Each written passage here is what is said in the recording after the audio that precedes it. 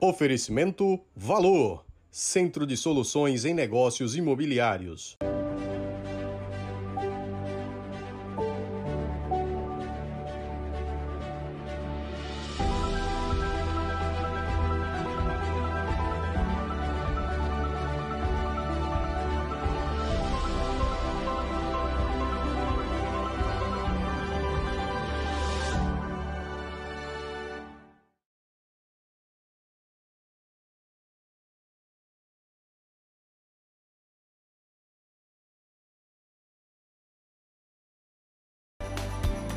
Comércio, nossa missão: promover as categorias representadas, sindicatos e empresas do setor terciário, melhores condições para gerar resultados positivos e contribuir para o desenvolvimento do Estado.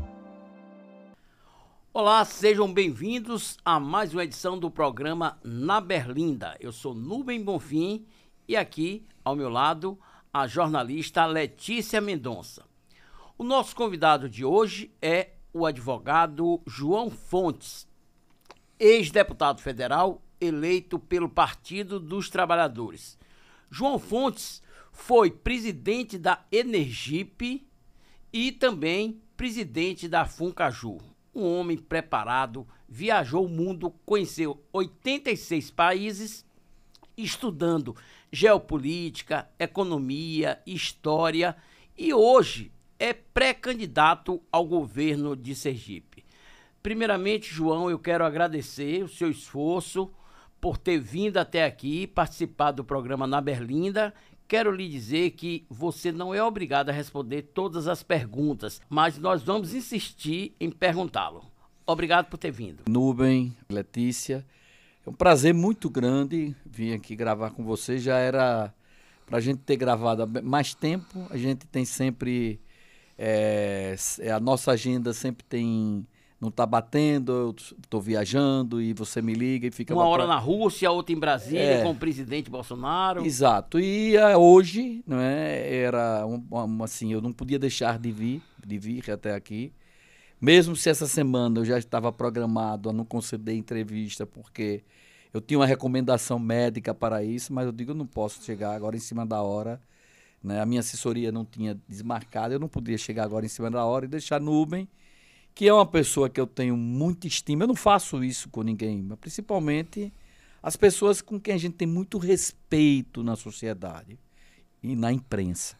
Você é uma pessoa do bem, um homem que eu conheço lá de trás, e eu estou aqui para poder realmente responder todas as perguntas. Eu não vou deixar nada sem resposta. Pra você ter ideia, João, muita gente está esperando essa entrevista e as pessoas tinham inclusive mandado mensagem dizendo: quando o João for conceder entrevista no programa Na Berlinda, me avise, Nubem, que eu quero acompanhar. E já vou começar por um assunto polêmico. João, por que você teme que Luiz Inácio Lula da Silva volte ao poder com o PT? Porque eu vivi e convivi com o PT há muitos anos, eu não diria que desde o seu nascedouro, muito embora, historicamente, eu tenha acompanhado o partido desde o nascedouro. E tenho amigos, e amigos que já morreram, e amigos na República, que conhecem bem o PT. Eu fui uma pessoa que, na minha casa, na Praia do Saco, eu tive a cúpula do partido, que sempre passava férias aqui em Aracaju e que eu sempre participei ativamente da cúpula com as pessoas mais preparadas do partido. Zé Disseu passou 15 dias na minha casa em 2000. Eu tive uma participação muito direta dentro do PT, quando o PT nasceu aqui, porque eu ajudava o partido. Pra você ter uma ideia, Nubem, na eleição de 1985, a primeira eleição depois do período da interrupção das eleições diretas para prefeito das capitais, e na volta da eleição direta, a campanha de Marcelo Deda, eu apoiei e coordenei a área jurídica em 1985. Eu tinha uma ligação maior com o PDT, Carlos Brito era o candidato do PDT, nós criamos até um slogan, Carlos Brito, meu primeiro voto é seu. A candidatura de Carlos Brito foi impugnada e um grupo do PT, eu, Marcelo Ribeiro, César Brito, fomos apoiar a candidatura de Marcelo Deda. Outros foram apoiar a candidatura do PL naquela época. Então eu conheço o PT nas entranhas. E, lamentavelmente, em 2003, quando eu me elegi deputado federal, eu logo no começo do meu mandato, em abril, eu já fui expulso da bancada do PT, primeiro, porque o PT queria votar em Sarney para presidente do Congresso, presidente do Senado, e Heloísa Helena, que era senadora, não queria votar em Sarney. E aí o partido fechou questão para expulsá-la. E como sempre fiz, eu entro em muitas broncas. Fui defender Heloísa Helena, a posição dela, até porque aqui em Aracaju eu tinha uma fita que mostrava Lula no comício das diretas dizendo que o maior ladrão do país não era Adhemar de Barros, era Sarney. E como Heloísa podia votar em alguém que Lula dizia que era ladrão. Aí eu peguei essa fita, expus para a Folha de São Paulo, foi manchete da Folha de São Paulo. 2 dias depois, o PT se reuniu na bancada e resolveram me tirar. E naquela época, repare, o encaminhamento da minha expulsão da bancada foi por Gabeira, por muita gente que depois viu que o PT era uma quadrilha montada, a mais sofisticada, segundo Carlos Brito disse, no julgamento da ação penal 470, ação do Mensalão, ele na condição de presidente do Supremo Tribunal Federal. E me tiraram da bancada, me tiraram da CCJ, ao ponto que nesse período, José Eduardo Cardoso, que depois foi ministro da Justiça de Dilma, era deputado federal comigo e tinha muita admiração por mim e foi a Lula no encontro com Zé Disseu, Mercadante, Palocci, naquele começo do governo. Zé Disseu foi eleito deputado federal, mas saiu para ser chefe do gabinete civil. E ele foi ponderar com Lula que eu não poderia sair do partido. E ele veio com o retorno com Lula, de Lula, dizendo, né, que o PT tinha oferecido para eu escolher qual era o ministério que eu queria ir. Heloísa Helena, Babá e Luciana Genro contaram isso aqui na praça pública, na Praça Fausto Cardoso. Então foi oferecido um ministério a você? Sim, claro. E isso foi dito porque o Eduardo Cardoso, na reunião, ele ponderou isso e o Lula disse, pode oferecer o ministério. E o Zé Disseu disse, aquele ali você pode oferecer o que for, porque aquele não vai aceitar, porque eu conheço. E, na realidade, eu nem aceitei conversar sobre isso. E Zé Eduardo Cardoso veio me dar um abraço e dizer, na presença de Babá, Luísa, Luciana, isso foi dito aqui até no Ateneu e na praça pública ali do lado da Assembleia, e o Zé Eduardo Cardoso me abraçou e disse na época, você, João, eu tenho muita admiração. Né? A mulher dele era promotora em São Paulo, foi antes da separação.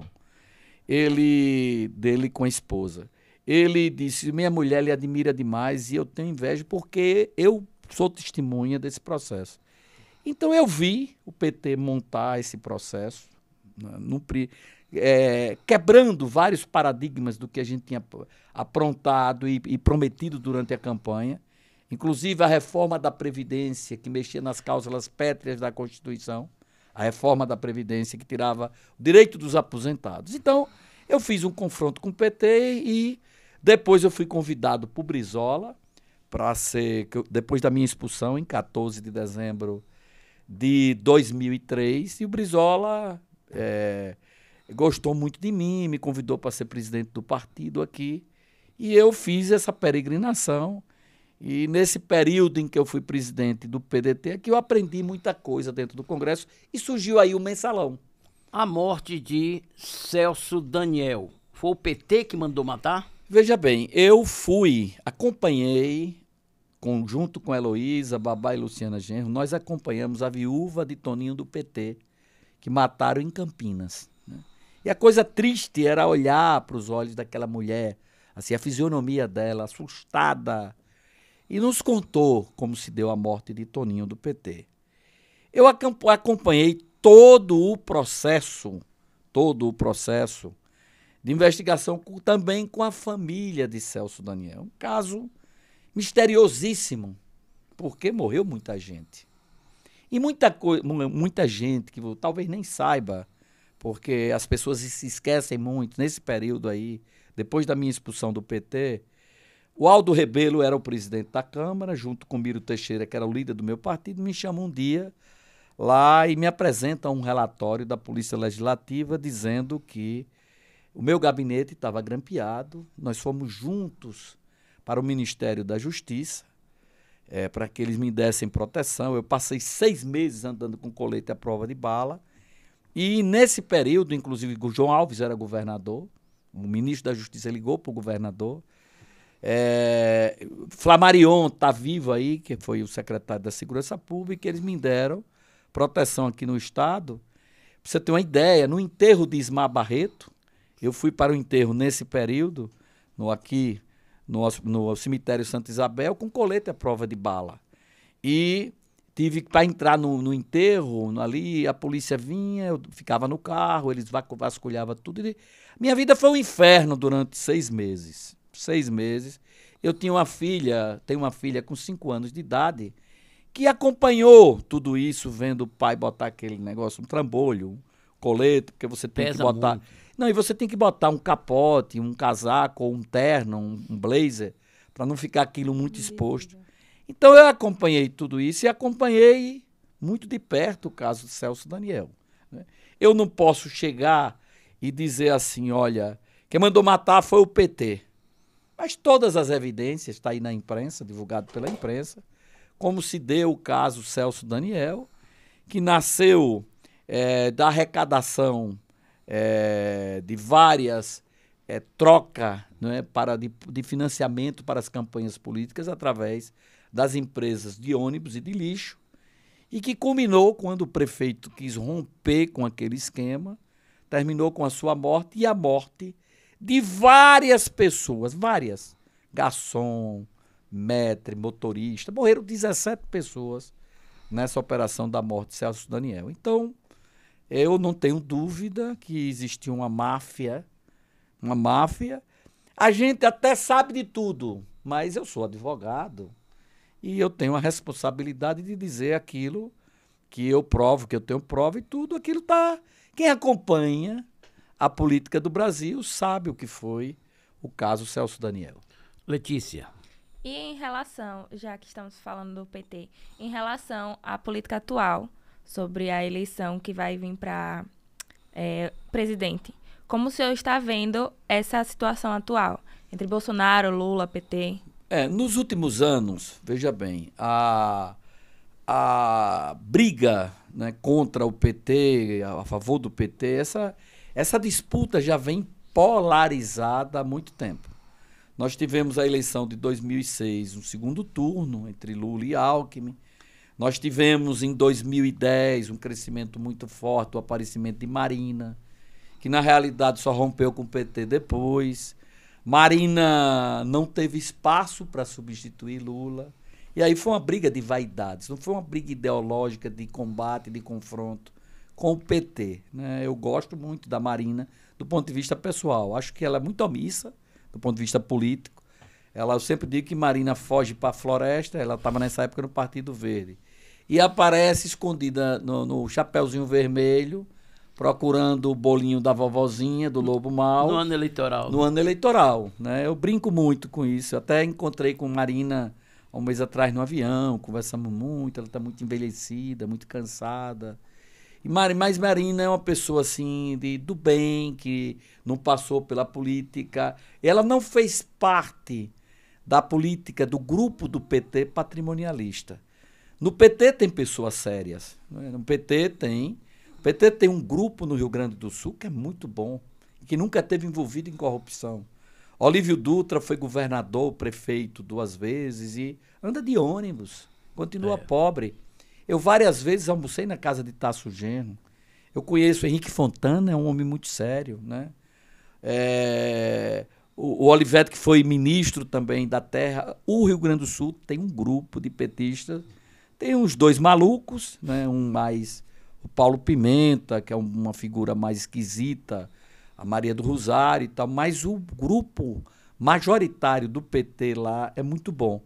E tem o grupo do Acre, que é o grupo de Marina, com os irmãos Vianas.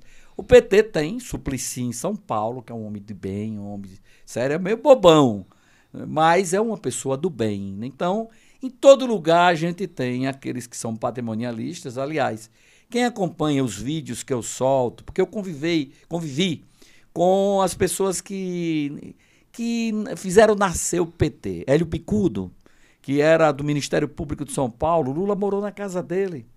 E ele diz o que é Lula, o que Lula se tornou um patrimonialista, que Lula montou um patrimônio que ninguém entende esse patrimônio que Lula construiu. Hélio Bicudo que morou com Lula. O Chico Oliveira também, que é outra figura preparadíssima, o Romano. Eu convivi com a área, com o grupo do PT do bem, que tem mesmo. Erundina era uma pessoa, depois ela saiu, mas era uma pessoa que você pode discordar do ponto de vista ideológico. Eu até discordo, porque Erundina ainda está naquela época da Revolução, de Lenin, de Stalin, uma pessoa voadora, mas uma pessoa coerente. E não é patrimonialista, mora num apartamentozinho em São Paulo de 64 metros quadrados. Uma pessoa incrível, do ponto de vista da honestidade, não do ponto de vista ideológico. Eu não concordo com muita coisa dela. Na América Latina, a gente tem algumas pessoas, eu participei de algumas campanhas na América Latina, de Bachelet, que se elegeu 2 vezes no Chile. Eu participei na campanha dela em Santiago, Valparaíso, Vina del Mar. E ela, quando saiu as 2 vezes do governo, ela foi morar num apartamento pequenininho. Tem um fusquinha begezinho. E o Mujica, que tem lá no Uruguai, é também da esquerda, assim, que é voador, um filósofo, tudo, mas um cara do bem, que mora numa chacrazinha muito pertinho de Montevidéu, com um fusquinha, né, azulzinho, também bem velho. Eu brincava sempre. Mujica devia casar com o Bachelet. O Bachelet hoje está na ONU. Então você tem na América Latina ainda pessoas assim que são sonhadoras, mas na prática você tem também na América Latina como um todo. Eu acompanhei a Revolução de Fulgêncio, a Revolução de Cuba, que terminou em 1959, e esse grupo nunca mais saiu do poder. E esse grupo levou muita gente para o paredão. Che Guevara, Fidel Castro. E eu tive o privilégio, repare, na realidade, do ponto de vista da história, eu tive um mandato muito intenso e eu sempre procurei me aproximar e conhecer a história. E eu convivi com Brizola, eu convivi com Miguel Arraes, com Antônio Carlos Magalhães, com Bonifácio de Andrada, com Delfim Neto. Eu tirava muitas dúvidas no meu mandato com Delfim Neto. E fui também apresentado, quem me apresentou a Fidel Castro foi Marcelo Deda. E Marcelo Deda tinha umas coisas interessantes assim, do ponto de vista daquela... Deda começou a vida como ator. Então Deda ia me apresentar coisa, comandante com Fidel Castro. Aqui é João Fonte, lá de Sergipe e tal.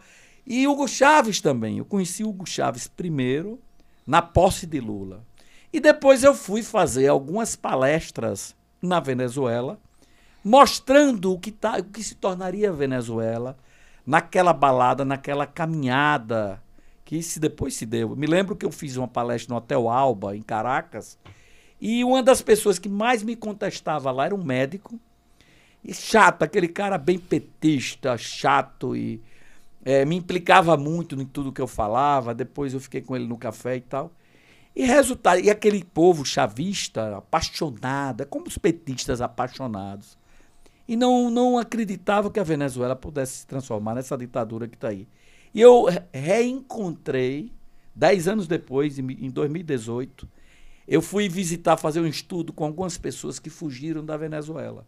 No Panamá, nos 3 países do Caribe, do ABC do Caribe, Aruba, Bomar e Curaçao, que são os 3 países. E em Curaçao, eu fui num passeio de barco assim. Sempre eu estou em cada lugar estudando e observando e vendo o que o povo pensa.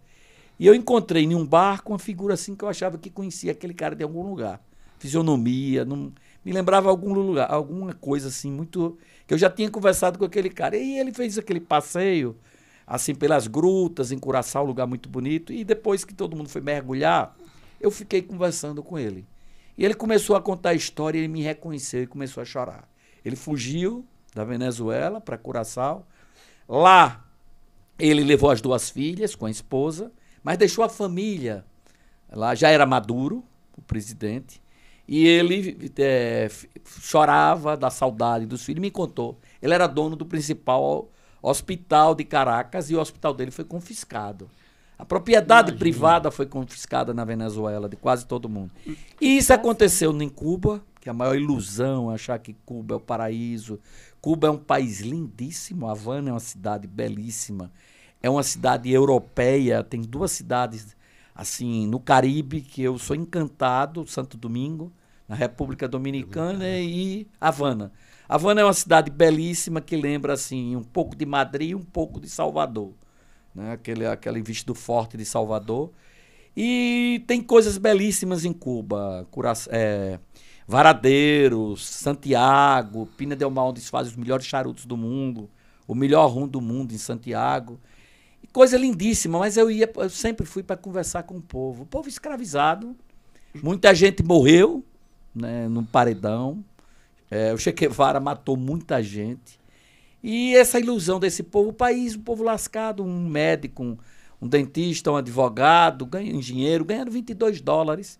Em uma moeda, agora eles unificaram a moeda, mas ela era o CUP e o CUC, 2 moedas diferentes. Para o turista era uma moeda que um CUC valia igual a €1. Se você levar dólar para lá é confiscado logo, em qualquer lugar, 15%. Então eu conheço o mundo, sei o que eles querem fazer, o que o PT pretende fazer, se o Lula voltar ao poder. Na América Latina, eles estão dizendo agora que só falta o Brasil, e eles querem implantar no Brasil um agrupamento único que pensa igual, e é o que está acontecendo hoje na Bolívia. A ex-presidente da Bolívia está presa. Está presa. Hoje a Argentina está liquidada. O Chile caminha para isso, porque antes a Bachelet no Chile era com pensamento de esquerda, mas uma pessoa muito responsável. Lá houve uma alternância entre ela e o Piñera, 2 vezes, 2 mandatos, mas tudo muito tranquilo. Agora não, é uma figura que veio do PSTU, assim, eu não vou citar nem, veio bem da extrema, assim, esquerda, entendeu? E que preside hoje o país sem ter nenhuma experiência administrativa de nada. E o PT no poder aqui será isso. João, e isso passa pelo controle dos meios de comunicação, isso passa o controle também do judiciário. O PT aparelhou o Estado para chegar a esse ponto e transformar o Brasil numa Venezuela? Claro que sim. É só a gente ver o que está acontecendo dentro do Supremo Tribunal Federal. Eles já estão antecipando no Supremo que eles querem amordaçar, eles querem prender por crime de opinião, eles inventaram o inquérito da fake news, eles fizeram a lambança e conseguiram anular as condenações de Lula, porque acham que Lula tem mais condições de ganhar a eleição para Bolsonaro, eles pensam assim. Então, na realidade, o primeiro controle que veio na Venezuela foi o controle dos meios de comunicação, da mídia, é o que Lula está dizendo que vai fazer, e o Zé Disseu está dizendo que tem a dívida com Cuba e que precisa fazer um agrupamento só na América Latina. E está muito claro, eles começam a controlar o Congresso Nacional e com essa turma, Pacheco e Arthur Lira, uma eleição de Lula seria o fim, porque quebraria a harmonia entre os poderes, que hoje já está difícil. E eu sempre digo que Bolsonaro é assim, a última bala. É como se você tivesse numa floresta, bem na África do Sul, bem na África, e aqueles leões todos viessem contra você e você só tem um rifle com um tiro. O Bolsonaro é a última arma para a gente combater esse agrupamento, né? Eu sempre digo assim, ou já ir ou já era.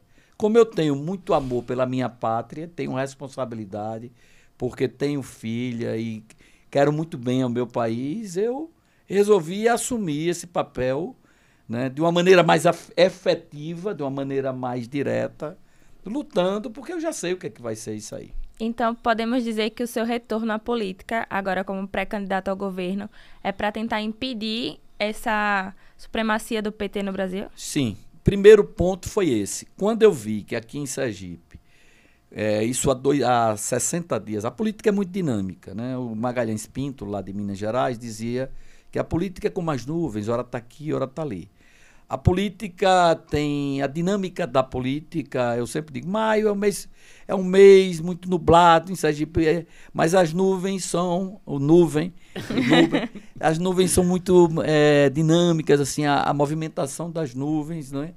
E eu, há 60 dias atrás, aqui os 3 candidatos que se apresentavam como pré-candidatos diziam que ia apoiar Lula, ou alguém assim que não fosse Bolsonaro. Rogério Carvalho, que é do PT, o Fábio Mitidieri, o governador, chegou aí para São Paulo conversar com Lula, e o Alessandro declarou que entre Lula e Bolsonaro, né, mudou completamente o Alessandro, dizia que votava em Lula. Eu digo, poxa, o Bolsonaro vai ficar sem palanque em Sergipe. E aí eu resolvi entrar, surgiu a ideia, né, assim, o convite de eu presidir o PTB. Eu digo, eu vou criar uma alternativa para montar um palanque para fazer esse confronto contra o petismo no Estado. Foi por isso, essa foi a minha primeira motivação de ser pré-candidato. A segunda é a situação do Estado. Sergipe está no fundo do poço, Sergipe perdeu espaço no Nordeste. Sergipe hoje é o Estado que vem com PIB negativo há muitos anos. Alagoas, que era um Estado quebrado, com intervenção federal, 6 folhas de pagamento atrasadas no governo de Suruagi. E hoje é um Estado que investiu muito na infraestrutura, saneou as contas. As estradas são maravilhosas, o turismo bombando. Todas as grandes estradas de Alagoas estão duplicadas. A Maceió, Francês, Barra de São Miguel, BR-101, Arapiraca. Então, 6 hospitais novos e 4 em andamento. Exatamente. É impressionante o que era Sergipe há 30 anos e o que é hoje Alagoas. Nós nos alagoanizamos e eles sergipanizaram com o Sergipe do passado.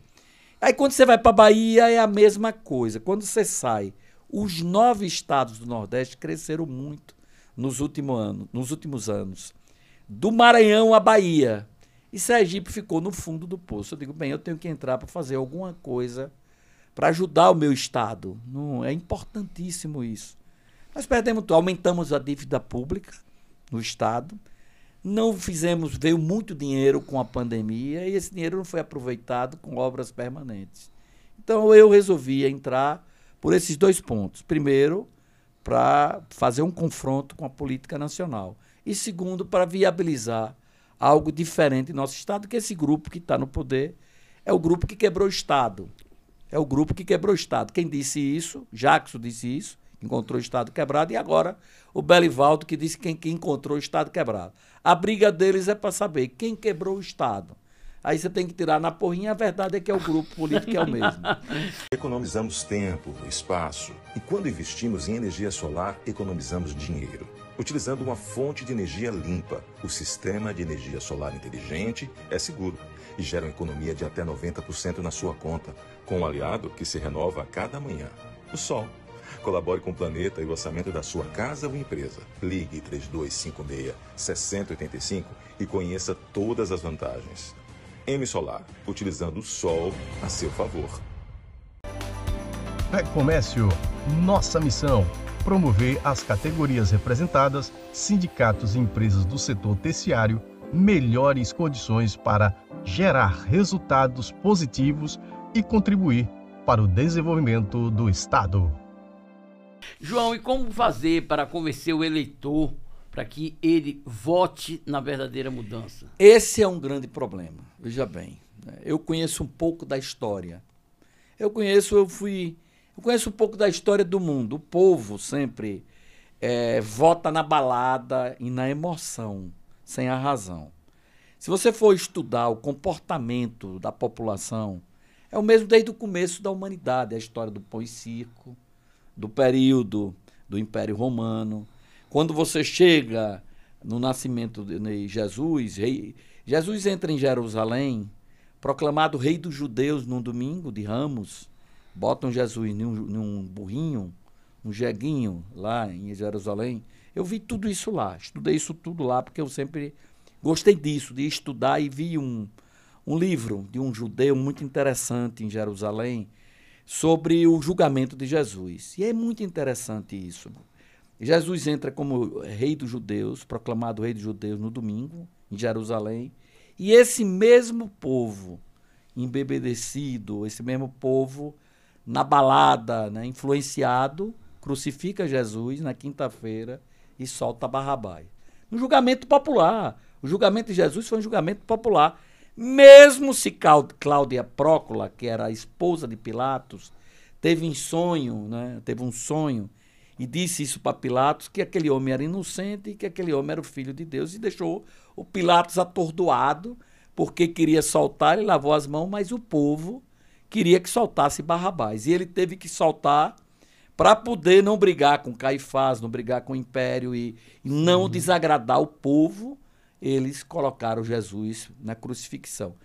E isso, quando a gente vem para a história do Brasil, é a mesma coisa.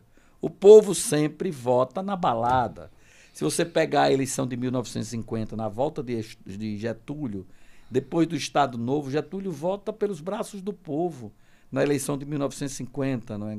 Muita traição na eleição de Cristiano Machado, que era o candidato de Dutra, sim, o mineiro do PSD, e o próprio Eduardo Gomes, que era o candidato da UDN. Então o PTB ganha ali aquela eleição no povo embebecido por Getúlio até a morte. O cadáver de Getúlio teve uma popularidade muito grande. Depois da morte de Getúlio, Getúlio passou a ser idolatrado pelo povo, e tudo muito embora ele sempre tenha sido pai dos pobres, essa coisa toda. Quando você vem para Sergipe, é interessante. Às vezes eu tenho que me alongar um pouco, porque eu tenho que contar um pouco da história também. Conteúdo. Eu vou contar a história aqui de Sergipe. Depois da proclamação da República, na primeira eleição de 1900, o Fausto Cardoso, que era um grande jornalista, poeta, advogado brilhante, foi para a escola de Tobias Barreto em Pernambuco, em Recife, e depois voltou para cá e foi promotor em Laranjeiras, fundou o Partido Republicano. Depois, um ano depois, o partido que ele fundou tirou ele do partido, ele desgostou, foi para o Rio de Janeiro, tentou ser candidato lá. Lá ele montou um jornal, lá ele foi poeta, lá ele era advogado com a Banca Vitoriosa. Volta para cá e se liga o grupo político dele, com o Martinho Garcês, o Monsenhor Olímpio Campos, que dominou a política durante o começo da República. Na primeira eleição de 1900, ele ganha a eleição e vai ser o presidente de Sergipe, que era o governador. Isso. Depois, né, eles rompem em 1900. Sim, nesse primeiro 1900, a primeira eleição, o Fausto se aliou àquilo que eles chamam depois, essa briga de direita e esquerda, ao conservador Olímpio Campos. Os dois nascidos aqui, um em Itabaianinha, o Olímpio Campos, na Fazenda Periquito, e o outro em Divina Pastora, na Fazenda São Félix. Dois sergipanos. E é interessante a história. Na Revolução Faustina de 1906, o grupo de Fausto, liderado por ele, consegue o Messindo Bessa, eles conseguem derrubar o governador eleito, porque Olímpio Campos se elege, depois elege o sucessor, depois o irmão de Olímpio Campos vem a ser presidente de Sergipe, governador do estado, e ele vai ser senador. Na Revolta Faustina de 1906, o Olímpio era senador, o irmão governador. O Fausto Cardoso, com o grupo dele, depõe, retira o governador eleito da época, vou chamar de governador, na época era presidente. Presidente da província. Presidente do Estado. Presidente do Estado. É. Aí, resultado, ele toma o poder, nomeia um desembargador, o Loureiro, que era amigo dele, e fazem uma intervenção, destituem o secretariado, fazem na Porta da Marinha uma grande manifestação ali na Avenida Ivo do Prado, tomam o poder. Aí o Congresso Nacional, a República estava começando, o Congresso Nacional decreta a intervenção em Sergipe Federal para restabelecer o poder ao governador destituído, governador que tinha sido retirado, eleito pelo povo, e comandada a Revolução Faustina, comandada por Fausto, um golpe contra a democracia, um golpe contra o povo. O Fausto tira de herói e entra no palácio com as tropas aqui. Primeiro ele apostou errado, acreditando que Rodrigues Alves, que era o presidente, eleito presidente nesse período, ele achava que, por ser amigo dele, não cumpriria o decreto de intervenção feito pelo Congresso, Senado e Câmara. Não é? E, resultado, vem as tropas federais para restabelecer o poder ao governador eleito, ao Guilherme Campos, e o Fausto entra no palácio contra as tropas e ele é atingido com uma bala e sai do palácio, ali onde hoje é o Palácio Olímpio Campos, o museu ali, e ele sai pela rua ali, morre na esquina do Tribunal de Justiça, ali na rua de Pacatuba, e vira herói, porque havia um cansaço do povo contra o período de dominação do Olímpio Campos. Virou herói e virou o herói, já, pronto, aquela praça se tornou uma coisa, e criaram, depois da morte dele, as viúvas de Fausto, as rodas vermelhas e tal. Aquela praça, naquela época, se chamava Praça da República. Para você ver como funciona o povo, o inconsciente popular. 3 meses depois, no dia 28 de novembro de 1906, os 2 filhos de Fausto, o Arnaldo e o Humberto, eles vão ao Rio de Janeiro, na Praça do Poço, junto com o primo Délio Guaraná, e vão matar o Olímpio Campos, que era senador. A República era no Rio de Janeiro, a capital da República. Rio de Janeiro é onde tinha o Congresso Nacional. Sim. Pronto. E aí eles vão e matam, né, com tiros e facadas e tal, o Olímpio Campos, que não tinha nada a ver com a intervenção. Nada. A intervenção federal foi decretada pelo Congresso. Não tinha nada a ver com o Olímpio Campos, né? Foi para restabelecer aqui, porque se aquilo acontecesse e não tivesse nada, podia ter outras revoltas. A República estava começando em outros estados. E é claro que a República não queria que acabar a República, voltar ao Império. Né? E resultado, morre Monsenhor Olímpio Campos. O Olímpio Campos vem para cá, sai do Rio de Janeiro num navio. Quando chegou em Sergipe, foi aquela comoção toda, Aracaju, toda na rua para esperar o caixão de Olímpio Campos, fazem aquele enterro, o povo todo comovido. Pronto. Passado isso, o povo volta a admirar, lembrar do Fausto Cardoso, que era o libertário, o revolucionário e tal. O povo sempre... Porque quem escrevia, a imprensa da época, era a imprensa que não tem nada diferente de hoje. A imprensa que incensava, não é quem tá, a imprensa tem uma coisa muito mais da esquerda e tal. E resultado, se passou a ideia de que Fausto era o libertário, ao ponto de, em 1912, construir a primeira estátua ali de Fausto Cardoso, numa praça principal, o Palácio, e aquela praça que era da República passou a ser a Praça Fausto Cardoso. Fausto, que era, que eles queriam transformar no líder jacobino, à la Revolução Francesa. E Olímpio Campos foi para outra praça. E, na realidade, Olímpio foi governador, foi o grande líder naquela época. Mas como era tido como conservador, o povo queria ir passar para a história isso. Quem não estuda a história não sabe que existem as viúvas de Fausto, que escreveram, olha, cada livro que eu leio, o livro mais recente, lançaram o livro agora sobre João Alves. Eu vou estudar e tudo. Isso é verdade, isso não é porque eu convivi com João Alves nos últimos tempos. Sim. Conheço coisa. Então a história é sempre assim. Você que é mais novo, acompanhou em 1988 aquela saída de Jackson da prefeitura de Aracaju com a intervenção decretada pelo governo estadual a pedido da Assembleia. Foi. E eu acompanhei aquilo de perto porque eu era presidente do partido e no meu partido tinha 4 deputados. E foi um inferno para aprovar aquela intervenção, porque eu fui estudar os processos como presidente do partido, eu era presidente da Energip também. E aí vi que aquilo tudo era verdade. Eu conversei com Carlos Brito, Sérgio Monte Alegre, com os procuradores que trabalharam nos processos. Aí vamos aprovar a coisa. Quando chego lá na Assembleia, 3 dos nossos deputados já tinham recebido dinheiro para não votar pela intervenção. Né? Eu digo, e agora?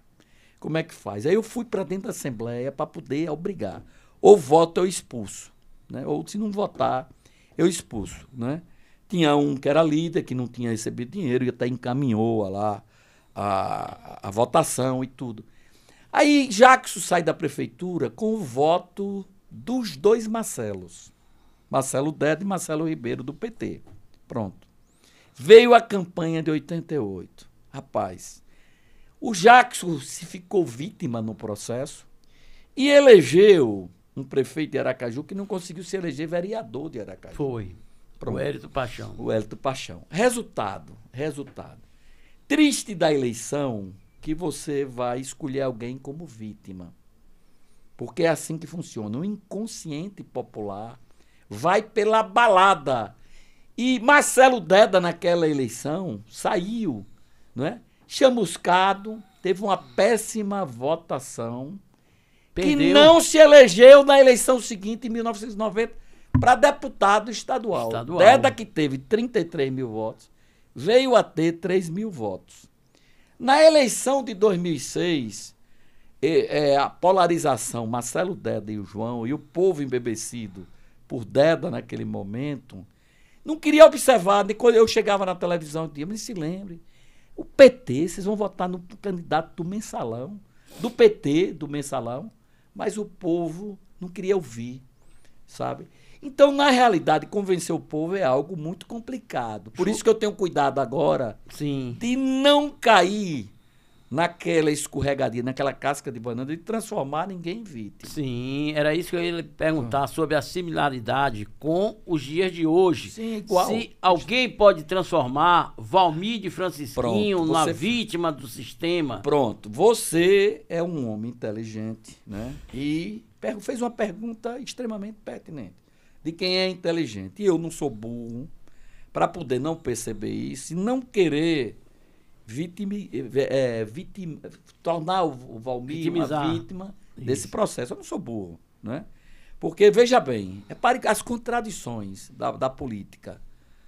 Um grupo da DEOTAP, repare as coisas, um grupo da DEOTAP vem, investiga lá a Prefeitura de Itabaiana, o Ministério Público, CAECO, com promotores sérios, a polícia, a doutora Thaís Lemos, é uma pessoa séria, a pessoa que estava à frente lá, né, nesse comando também, né, na polícia, o Ministério Público, Luciana Duarte, o Bruno Melo, pessoas sérias. Rodomarques já foi depois, porque ele é procurador. Depois a denúncia, aí vai para o tribunal. Aí está lá Rodomarques, aí está o tribunal, doutor Diógenes, que é um homem sério. Pessoas que são muito sérias. Aí aparece, veja o que é a política, por isso que eu digo, a política é coisa do capeta. Aí aparece uma delegada que foi da DEOTAP, que se notabilizou em Sergipe, né? Ela e o outro delegado do combate à corrupção, da coisa toda na DEOTAP, aí aparece para ir abraçar o cara na eleição, parecendo que um prende coisa e o outro santifica. Aí se cria uma confusão na sociedade tremenda, que eu acho, sabe, Nuri, que é um bom tema, você que é um inteligente, para fazer um debate. Peraí, quem está certo? Qual a DEOTAP que está certo? O inquérito está muito bem, né? Fundamentado. Com provas, inclusive com depoimentos. Não, né? Eu li, veja bem, agora, repare, quando me perguntam, eu digo, veja bem, eu não sou da polícia, eu não sou do Ministério Público, eu não sou da Justiça. Eu já caí muito nessa de querer levar as coisas para mostrar a verdade, mas quando o povo está embebecido, o povo está deslumbrado, o povo perde a razão e vai para a emoção, não é? E o povo tem um presidente da República que saiu da cadeia e liderava as pesquisas dentro da cadeia. Aí o povo tem um outro prefeito lá que saiu da prefeitura enxotado, ganha a eleição. O povo quer contra a corrupção, mas quando chega na hora de votar, escolhe aqueles candidatos comprometidos. Se você pegar um time, né, que a gente vê à frente desse pessoal, meu amigo, é um negócio impressionante. Agora, eu é que não posso transformar ninguém em vítima, que eu não sou doido, nem sou burro. Eu já fui vítima desse processo. Sim. Em 2006, em 88. Eu sei o que é isso. Agora, era um bom tema para debate. Aí vai para público, aí repare, mais grave ainda. Eu vi uma entrevista semana passada de um deputado estadual que é candidato a deputado federal, questionar isso. Espera aí, esse pessoal que veio atrás da gente, do PL, para poder querer apoio, não é? Que estava aqui abraçando a gente, querendo fazer uma composição. Agora vem, não é, criticar os dirigentes do partido e nós demos 1 milhão, financiamos a campanha de prefeito de Aracaju. Mas a imprensa não coloca isso, porque falta inteligência para poder absorver isso. Porque era bom um debate com as duas Deltap. As duas Deltap. Quem está certa? Tá a Deltap de Daniele Garcia ou a Deltap da Lemos? Porque tanto o Alessandro como a Daniele disseram que não queria se aproximar de nenhum candidato que fosse ficha suja, não respondesse por crime, claro. Né? E outra coisa, João, nesses processos não é que se investiga somente o desvio de recursos públicos do matadouro. Tem o crime de organização criminosa e ocultação de patrimônio. Veja bem, o Alessandro não é novidade, porque depois que ele se aproximou daquele jeito, quem acompanhou a CPI, de Renan e Omar Aziz, lá na CPI, não é, no Congresso Nacional, no Senado Federal, então já não foi novidade. Eu acho que a maior blefe da política de Sergipe, quem estuda a política como ciência dos últimos tempos, é Alessandro. E eu me sinto responsável, porque Alessandro é senador hoje, porque pela minha participação. Ele era candidato a deputado federal. No último dia que iam anunciar o acordo da Rede de Sustentabilidade, que era o partido dele, Emerson, que era o presidente, vice de Valadares Filho, eu fui sabatinar os candidatos ligados ao Brasil 200. 9 candidatos no CDL, era um domingo de tarde. Eles iam anunciar no outro dia. E um dos sabatinados era o Alessandro. Estava lá o Alessandro, estava lá Coronel Rocha, estava lá Laércio, eram 9. E aí depois, quando terminou o debate, já 2h30 da tarde, isso já a imprensa divulgando o dia seguinte como o dia em que eles iam anunciar oficialmente com a festa, o acordo. Ele seria candidato a federal nesse grupo. E aí ele me procurou e me disse, João, o que é que você acha? Eu digo, rapaz, você vai, Alessandro, perder a oportunidade de ser senador. Eu venho dizendo há mais de 1 ano, e você tem acompanhado isso, que em Sergipe, em 2018, vai ter um senador fora da curva, como nós tivemos em 74, quando Gilvan ganhou de Leandro, e como tivemos em 94, quando Zé Eduardo ganhou de Lorival. Vai acontecer. Você acredita mesmo nisso? Eu digo, rapaz, e o que é que eu faço? Vá para casa, faça um vídeo e imploda o acordo. Ele fez o vídeo, e aí soltou o vídeo, implodiu o acordo. Saiu candidato a senador, ganhou a eleição. Depois disso, nunca mais deu notícia com Emerson. Saiu da rede, foi para Cidadania. Depois foi, agora está no PSDB. Ou seja, é um menino contraditório, né? Ninguém sabe o que é que ele quer. Um dia se elegeu na toada do presidente, na onda de Bolsonaro. Aí depois, agora, Bolsonaro para ele é marginal, né? Diz que não resiste. Agora, recentemente, começou a atacar Lula. Não, ninguém sabe o que é que ele é. Ninguém, na realidade, ninguém sabe. Eu quero ver esse projeto dele com o Calcinha lá de São Paulo. Então seria bom um debate. Promova um debate aqui.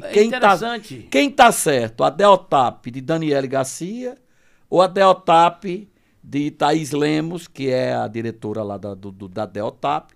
Quem está certo? Qual é o Ministério Público que está certo? Porque isso tem que ser passar para a sociedade para esclarecer os pontos e para que a sociedade saiba quem está votando. Claro. Não é? Porque, venha cá, eu vou acreditar que doutor Diógenes é um homem que ia prender alguém injustamente para perseguir político. Só quem não conhece Sergipe. E a denúncia foi acatada pelo Tribunal de Justiça por unanimidade. Isso. Então, meu amigo, precisa isso ser esclarecido. A Daniele Garcia precisa vir a público dizer se essa denúncia, se essa informação passada por deputado estadual em toda a imprensa, que ela recebeu ajuda de 1 milhão, parece que é o valor, do PL, ela precisa esclarecer como é que foi isso. Então, acabar essa história dessas figuras que aparecem, porque eu mesmo fui enganado por ele, porque eu achava, né, que era diferente. Eu fui defendê-los a vida toda. E agora, a gente ficar sabendo dessas arrumações partidárias, porque vão ao Edivan Amorim e dizem, né, que o Edivan é o tal. Daqui a pouco, como é que se pode fazer mudança com o Valmir? Aí, com o Edivan, aí daqui a pouco a gente fica sabendo, né, na resposta que foi dada pelo Zezinho Guimarães e nas respostas que foram dadas por outras pessoas aí que foram contestar. No PL, se reuniram com o Edivan, claro, e com o Valmir. Com o Valmir e tal. Então, essas contradições, agora eu tenho que ter cautela, porque eu não quero transformar ninguém em vítima. É verdade. Porque uma sociedade, quando coloca alguém como vítima, isso aconteceu lá atrás, quando eu falei de Jesus, o Fausto Cardoso, a eleição de 1962, Seixas Dória era da UDN, fundador da UDN, deputado estadual federal da Bolsa Nova e da UDN. Como Leandro não o apoiou em 1958, apoiou Luiz Garcia, ele rompeu na eleição, naquela época não tinha reeleição, Leandro apoiou Luiz Garcia, na UDN, e nessa eleição de 62, Seixas Dória saiu para outro partido, o PR, para apoiar, junto com o PSD, para combater Leandro, que era aliado dele. Porque há bem pouco tempo, o filho de Valmir de Francisquinho votava com Belivaldo, votava com o governo, inclusive na reforma da Previdência. A semana passada, eles tiveram para fazer o acordo com o governador. Há 60 dias, tiveram para fazer o acordo, até no dia 2 de abril, com o grupo de Rogério Carvalho. Então é o Valmir que teve com Ulisses, que teve com Rogério Carvalho, que teve com Fábio Mitidieri, que apoiou com Alessandro, com Daniele Garcia. Então eu não vou acreditar, meu amigo, nesse povo. É a velhíssima política e não vou pensar que com esse grupo aí vai ter mudança ou que vai apoiar ninguém. O senhor vê que, então, o senhor vai trazer uma terceira via e esse verdadeiro novo que o sergipano ainda não conheceu. Veja bem, na minha história, Sergipe conhece, né? Eu nasci lá atrás, eu vivi dentro da política, eu fui batizado por Leandro Maciel, que era o governador em 1958, quando eu nasci. Eu fui batizado por Leandro e quem presidiu o batismo foi Dom Távora. Então eu vim na veia política, meu pai foi deputado, eu fui presidente da Energipe, eu exerci cargo público. A minha história, Sergipe é um estado interessante, Gilberto Amado dizia que em Sergipe todos nos conhecemos, aí às vezes atribui a Albano, mas na realidade Albano já copiou de Gilberto Amado. Gilberto Amado dizia que isso aqui era um incesto, a terra dos muros baixos que todos se conhecem, tanto que ele quando terminou o mandato de senador lá no Rio de Janeiro, que era a capital da República, ele terminou ficando por lá e confessou a Joel Silveira, porque não voltava à terra, e contra aquela história de que ele terminou um dia dormindo com uma tia, bêbado, lá em Estância, ele voltou. Isso faz parte da história, porque está nos livros, não tem nada contra, mas o povo às vezes... E ele conta que foi num encontro que eles tiveram, não, compadre, você não volta mais lá. Ele dizendo a Joel, não, lá eu não volto porque a última vez que eu estive lá, tomei uma cachaça, fui em Estância, fui dormir num cabaré, quando amanhece o dia com a morenona bonita, que a gente começa a conversar, que passa a cachaça, eu descobri que estava dormindo com uma tia bastarda. Então, Sergipe é o estado que, assim, de famílias, todo mundo é parente de todo mundo é amigo de todo mundo, né?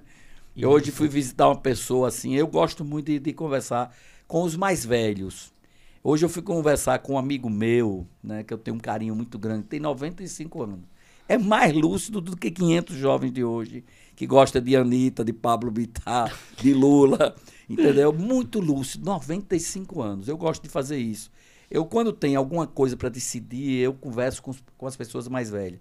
E isso me deu, assim, muita base, porque eu convivi com Leandro no final da vida, nos 5 últimos anos da vida dele, com Zé Leite, com Lorival Batista, convivo assim, com João Alves. João Alves, o último momento da vida de João Alves em Aracaju, porque ele estava em Brasília, veio para cá ainda, foi uma visita minha com o Nilson Lima, e passamos 3 horas com o João Alves. Tinha horas que ele não estava bem, depois ele sempre me reconhecia e tudo. E ele, assim, eu convivi. João Alves ia muito na minha casa, né? É uma pessoa que eu acho que foi o governador que mais fez pro Sergipe, que mais deixou obras, um homem que sacrificou a vida pessoal dele, né? E, assim, a política é sempre uma grande contradição, né? O Leandro, que foi vice da chapa de Jânio na eleição de 1960, que depois teve que sair da chapa. Naquela época, o vice e o presidente eram votados separadamente, e Sergipe é um estado pequeno. Minas Gerais não queria um vice de Sergipe, terminou, no final, Leandro renunciando para o Magalhães Pinto, que financiava o DN, colocar o Milton Campos, que era um mineiro, botar no lugar de doutor Leandro. Ele renuncia. Então, o Sergipe, assim, João Alves, na eleição de 2006, era o homem da mala preta. Depois que morre, todo mundo é santo. E João Alves chegou lá em casa em 2007, em 2008, por aí, com Machado uma vez lá. Eu fiquei impressionado. O motorista, foi buscar o carro de Dr. João, era um Tucson já bem usado. E ele foi buscar o carro, o motorista, e depois terminou voltando escondido assim, né? Veio nos dizer que o cartão de Dr. João não tinha passado para ele pagar R$500. Então, o Dr. João distribuiu os bens ainda em vida muito cedo, erradamente, e passou o final da vida com muitas dificuldades, né? Eu acompanhei isso de perto, acompanhei. Dr. João era um homem que a gente, nos últimos momentos da vida dele, a gente criou uma relação muito íntima. Ele me chamava na casa dele e às vezes ia também na minha casa. E a realidade é isso, do ponto de vista da gratidão, porque a vida é uma grande ilusão, né? O cara está no poder, tem muitos amigos, dá muitos empregos, cada 100 que dá, você tem 99 inimigos depois e um grato somente. A vida é assim, cheia de contradição, né? No poder você tem a glória, muitos amigos, no sofrimento você tem pouquíssimas pessoas do seu lado. Hoje eu fui conversar com o Padre Carvalho e ele me disse uma coisa interessante. Quando eu vou sempre visitá-lo, e ele, quando eu entro, ele disse: e aí, já guardou o dinheirinho na poupança para quando ficar velho? Porque ninguém gosta de cuidar de velho. E é sábio isso, né? Ninguém, depois quando você fica velho, não aparece ninguém, e ninguém quer cuidar de velho. Guarde seu dinheirinho para a velhice. E é verdade isso, né? No poder é tudo. E fora do poder, no poder você tem muitos amigos, muitas glórias, é uma grande ilusão. Ou você vai para servir como missão, ou você está lascado. João, se você acordasse amanhã na cadeira de governador de Sergipe, o que é que você mudaria? Como você tocaria esse estado? A primeira coisa seria fazer um levantamento para sanear as contas públicas. A partir de 2023, o Estado não vai gastar mais do que arrecada. Segundo, eu ia acabar com muitos privilégios dentro do Estado. Essa história dos cargos de comissão para abrigar aliados derrotados na campanha. O Bolsonaro fez isso na República, reduziu o número de cargos públicos, mas muito, 22 mil cargos públicos reduziu, né? Deixou de não, botou técnicos. Então eu sei, todo mundo diz, João, eu sempre falo nos vasos comunicantes subterrâneos do poder que tremem na possibilidade de João Fontes ser governador. Inclusive eu vi até um artigo de Tony Alcântara no Sinforme sobre eu isso. Li também. Querem torar João Fontes, porque o sistema tem medo do que eu vou fazer. Eu sou uma pessoa que não sou comprometida, não tenho um rabo preso. Você é muito embora lá atrás se dizia muito isso, né? No período da briga de Leandro, PSD, se dizia muito isso. Olha, quando não se tem rabo, aí é bom, porque bota o rabo do tamanho que a gente quer. E se constrói rabo, né? A gente que não tem rabo, constrói rabo. Imagine o cara participar da política tendo rabo.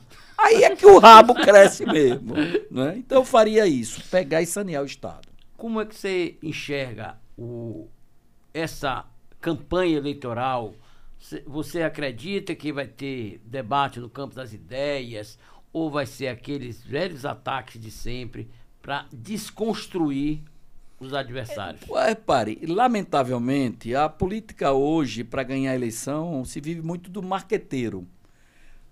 Os marqueteiros sempre se preocupam em desconstruir a imagem do outro. Isso é fato, historicamente. Isso. As últimas eleições de Sergipe têm se vencido aqui. João Alves perdeu a eleição em 2006. Isso é importante. João Alves perdeu a eleição em 2006, Nubem, com a diferença de 72, quase 73 mil votos.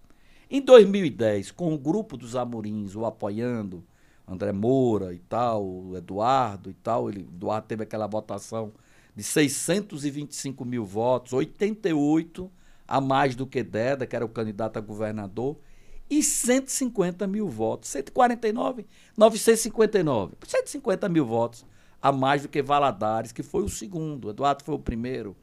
Então, naquela época já se ganhou a eleição, mais ou menos a mesma coisa, 1.000 votos a mais. Na eleição de 2014, o Jackson já ganhou com 123 mil.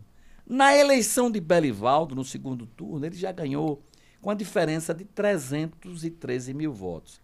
Esse grupo agora, a partir de 2018, 2020, eles brigam, aí sai um candidato do PT, que foi o Márcio Macedo, a prefeito de Aracaju, e sai o grupo com Edivaldo, que Edivaldo ganha a eleição.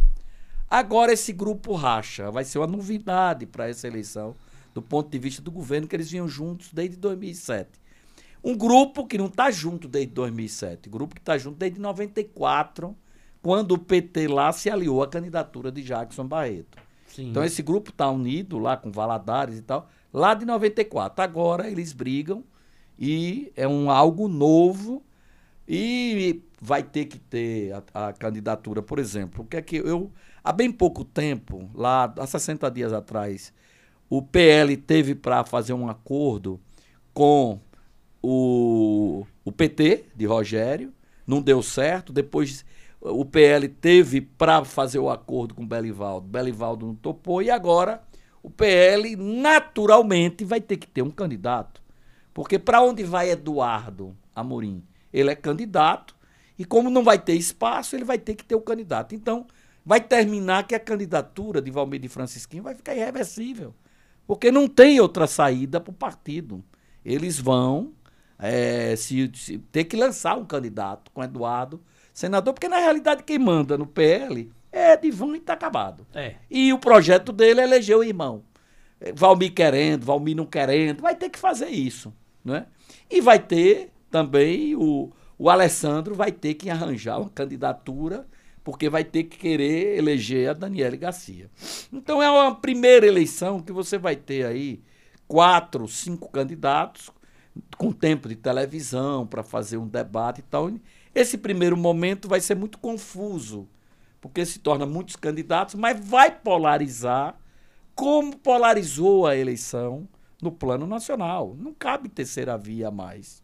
Lá no plano nacional vai ser Lula contra Bolsonaro. Quem ganha? Eu vejo as coisas assim com muita tranquilidade. E não acredito, eu sempre digo que pesquisa aí é caso de polícia, virou caso de polícia, porque pesquisa eu estou publicando no livro que eu estou fazendo, mostrando concretamente como funciona, porque eu cheguei à conclusão e debati isso no Congresso. Pesquisa eleitoral é caso de polícia. Eu tenho aqui, né, vários orçamentos de institutos de pesquisa para poder eu aparecer bem lá quanto pagava. Eu tenho e colhi com outras pessoas que também têm. Tem um conselheiro no Tribunal de Contas que recebeu isso também na época que foi candidato. Então eu estou fazendo um estudo para veio mostrando isso. Mas na realidade hoje, o fenômeno grande, não existe um líder popular hoje igual ao Bolsonaro na história. Nem Getúlio teve o apoio popular como tem hoje o Bolsonaro. O Bolsonaro chega no Nordeste, que era reduto eleitoral do petismo, e é recebido ovacionado. Isso é fato. Negar isso é negar a história, isso é bobo. Não é ser cego ou apaixonado. Eu não analiso a política do ponto de vista ideológico, do ponto de vista apaixonado. Dizia doutor Ulisses Guimarães que a paixão política é pior do que a paixão amorosa. E eu procuro fazer as coisas com equilíbrio, a visão com equilíbrio. Hoje o que a gente está vendo aí é o crescimento muito grande de Bolsonaro. Ele tem um grupo bom, né? É só você ver o que está acontecendo em São Paulo. Já virou em São Paulo. Virou em São Paulo. Já virou em São Paulo. Né? O Tarcísio já está na frente de São Paulo, chegando lá, e Lula já está perdendo para Bolsonaro em São Paulo. Então, diante de todo esse quadro que está aparecendo aí, eu acho que Bolsonaro vai ganhar a eleição sem nenhuma paixão. Eu não estou falando aqui nada de ódio contra o outro, estou analisando fatos, e são fatos verdadeiros. Né? Eu acho que Lula tem uma saúde debilitada para poder chegar a uma eleição. Mentalmente também? E também. Lula ultimamente bebe muito, Lula ultimamente fala muita bobagem, Lula fala que o Bolsonaro não gosta o que ele gosta mesmo é de polícia. Né? Não gosta de gente. Não gosta de gente, que a classe média tem que ser arrochada. Né? O Lula vem falando muita besteira e dando sinais de que ele não está bem. Lula não está bem do ponto de vista psicológico. Fizeram, é só ver. 1º de maio, a manifestação pública, que 1º de maio era do PT, era da CUT, das centrais sindicais. E hoje era vermelho e ficou verde e amarelo.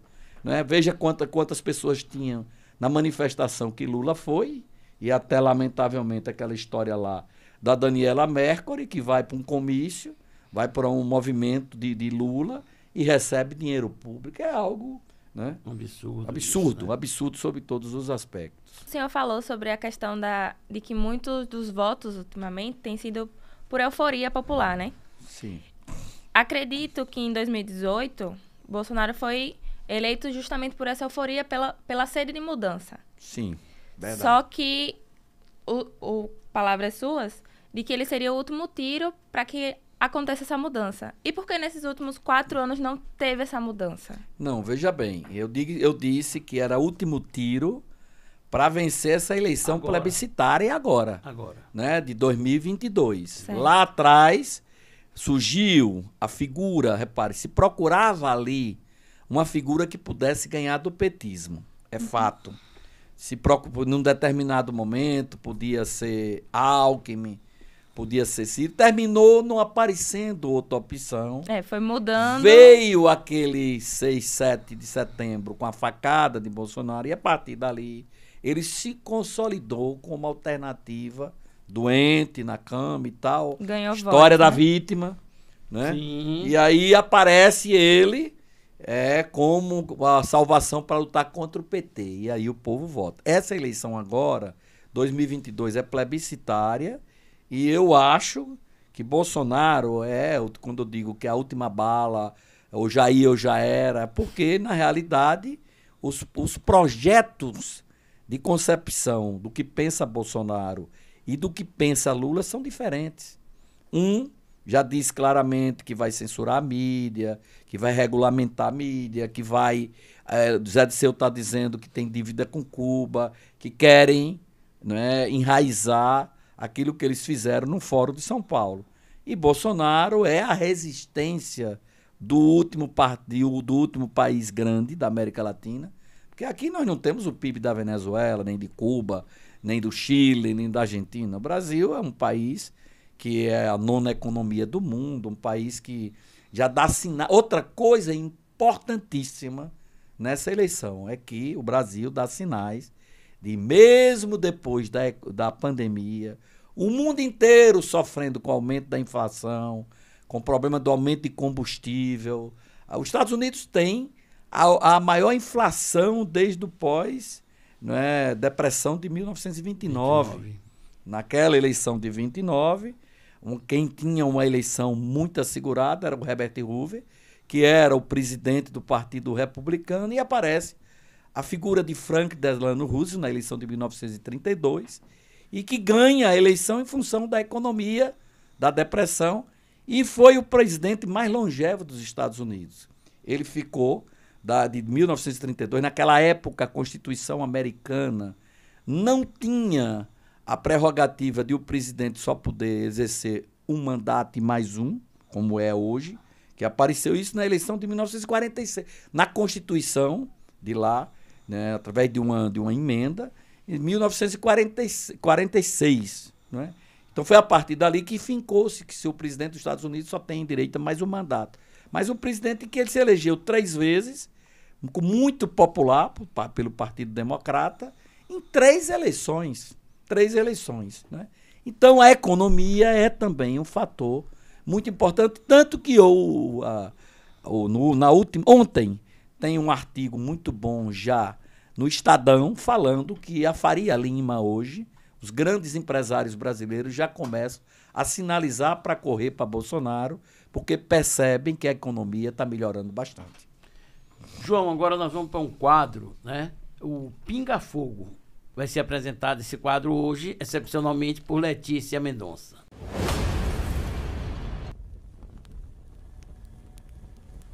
Lula.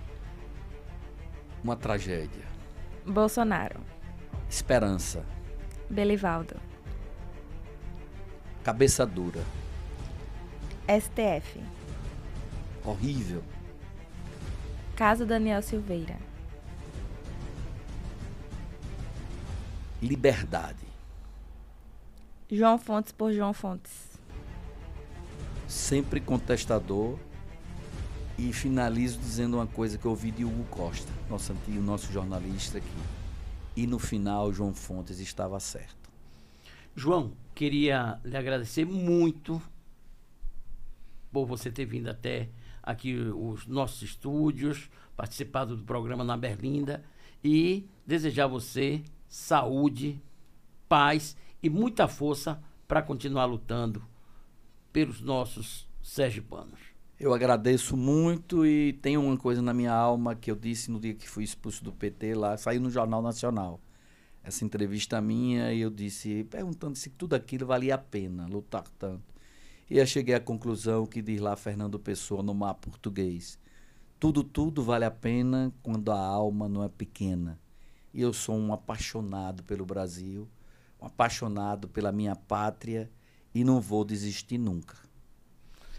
E assim nós vamos encerrando mais uma edição do programa Na Berlinda. Na próxima semana estaremos de volta com outra entrevista.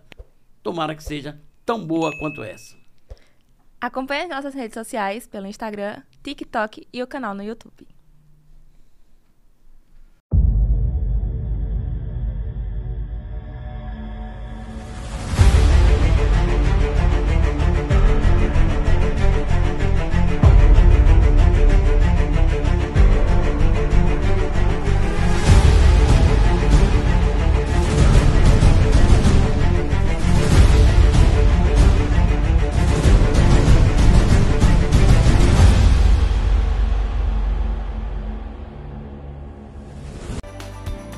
Comércio, nossa missão: promover as categorias representadas, sindicatos e empresas do setor terciário, melhores condições para gerar resultados positivos e contribuir para o desenvolvimento do Estado.